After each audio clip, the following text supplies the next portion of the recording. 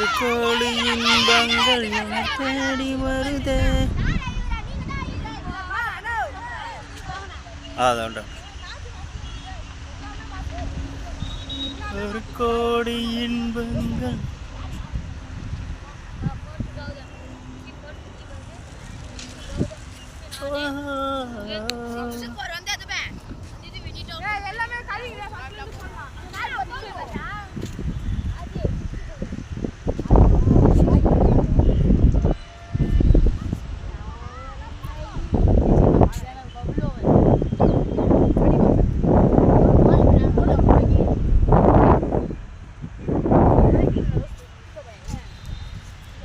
நான் வரீங்களா?